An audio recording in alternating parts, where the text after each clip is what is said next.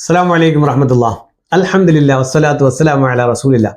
ഇന്ന് നമുക്ക് കാൻകരിക്കോട് സാറിൻ്റെ ഏകദേശം 50 ചില്ലുവാനും വീഡിയോ നമ്മൾ മുന്നോട്ട് കഴിഞ്ഞു പോയിട്ടുണ്ട്. അൽഹംദുലില്ലാ. ഇനി കുറേ വീഡിയോകൾ ഇനി ചെയ്യാനുണ്ട്. അതിന് മർമ്മപ്രധാനമായ ഒരു ചോദ്യമാണ് ഇന്ന് നമുക്ക് ചോദിക്കാനുള്ള സാറിൻ്റെ അടുത്ത്. സാറേ, നമ്മുടെ വിവാഹത്തിലേക്ക് കടന്നു വരുന്ന നവദമ്പതികൾ പരസ്പരം അവര് ഈ മുൻകാല കാര്യങ്ങൾ ചെകയുന്ന ചില പ്രവണതകളുണ്ടല്ലോ.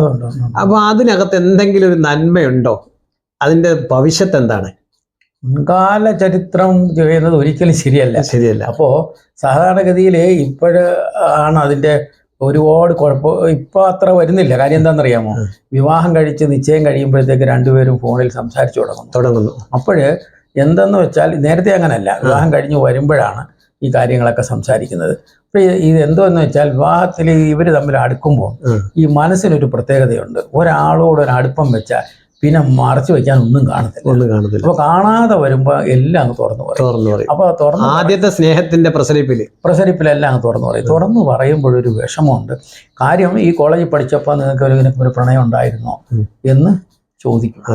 നിനക്ക് പ്രണയം ഉണ്ടായിരുന്നോ എന്ന് ചോദിക്കുമ്പോഴത്തേക്ക് ഇദ്ദേഹം ആദ്യമേ ഒരു കാര്യം പറയും. ഞാൻ കോളേജിൽ ഇരുന്നപ്പോൾ ഒരു പെണ്ണിനെ പ്രേമിച്ചിരുന്നു, അവൾ പിന്നെ ഇതായിപ്പോയി എന്നൊക്കെ പറഞ്ഞൊരു കഥ പറയും. അപ്പോൾ നിനക്ക് എങ്ങനെ ഉണ്ടായിരുന്നു എന്ന് ചോദിക്കും. അങ്ങനെ ചോദിക്കുമ്പോൾ ഈ പെൺകുട്ടി, ഈ ഒന്നും അറിയാൻ വയ്യാത്ത പെൺകുട്ടി ഇല്ലാത്ത ഒരു കഥയും കൊണ്ടായിപ്പോയി. ചെറുതായിട്ട് വെറുതെ എന്തോ ഒന്ന് കാണത്തേ ഉള്ളൂ.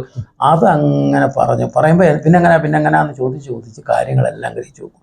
അന്നേരം ഒന്നും പറയത്തില്ല. ഇതെല്ലാം നല്ല റെക്കോർഡ് ചെയ്ത് എൻ്റെ കൂട്ട് നമ്മുടെ മൊബൈലിനേക്കാൾ കൂടുതൽ നന്നായിട്ട് റെക്കോർഡ് ചെയ്തത് ഹാർഡ് ഡിസ്കിൽ സൂക്ഷിച്ചു നോക്കും.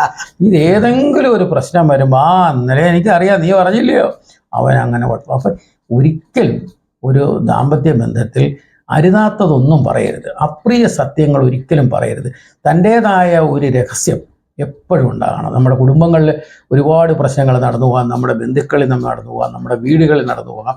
അതൊന്നും വിവാഹം കഴിയുന്നതോടെ എല്ലാം അങ്ങ് ഭർത്താവിനോട് പറയേണ്ട കാര്യമില്ല. വേണ്ടതും അതിന് വേണ്ടിയിരിക്കുന്നതുമായ കാര്യങ്ങൾ പറയണം. അത് ചിലപ്പോൾ പറയണം, വീട്ടിലെ എന്തെങ്കിലുമൊക്കെ ഉള്ള ചില കാര്യങ്ങൾ പറയണം. പക്ഷേ എല്ലാം അങ്ങ് തുറന്നിടുന്ന വ്യക്തിപരമായ മോശം കാര്യങ്ങൾ അദ്ദേഹത്തെ പറഞ്ഞു പഠിപ്പിച്ചാൽ എന്തെങ്കിലും ഒരു നീരസം വരുമ്പം ഇതായിരിക്കും ആദ്യം എടുത്തിടുന്നു. അയ്യോ, ഞാൻ പ്രതീക്ഷിച്ചില്ലല്ലോ എന്ന രീതിയിൽ പിന്നെ ഖേദിക്കേണ്ടി വരും, നമുക്കെതിരെ വരും, പിന്നെ ഖേദിക്കേണ്ടി വരും. അപ്പം അതുകൊണ്ട് പറയരുത് എന്ന് തന്നെയാണ് എൻ്റെ അഭിപ്രായം.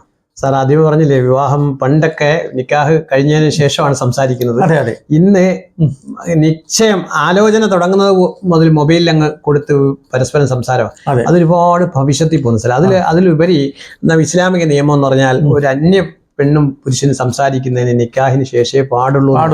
പക്ഷേ അതൊക്കെ ഇന്ന് തകിടം മറിഞ്ഞ് കിടക്കുന്ന കാലഘട്ടം, ഒന്നും പറയാനൊക്കാത്ത അവസ്ഥ. അപ്പം ഇതിന്റെ ദീനീപരമായ ആ മൂല്യങ്ങൾ കാത്തു സൂക്ഷിക്കുന്നിടത്തൊന്നും പ്രശ്നങ്ങൾ ഉണ്ടാവാൻ പ്രതീക്ഷിക്കാൻ ഒക്കത്തില്ല. ഇന്നത്തെ കാലത്ത് നമുക്ക് ദീനീപരമായ ആ ചിട്ടകളിലൂടെ പോകുന്നവർ വളരെ തുച്ഛമെന്നേ നമുക്ക് പറയാൻ. അല്ല, ഞാനിപ്പോ ഇത് പറഞ്ഞപ്പോ സാർ അത് പറഞ്ഞപ്പോ അതിന്റെ ഒരു തിരുത്തലും കൂടെ വേണമല്ലോ. അതുകൊണ്ട് ഞാൻ പറഞ്ഞു. അല്ലാഹു തആല നമ്മുടെ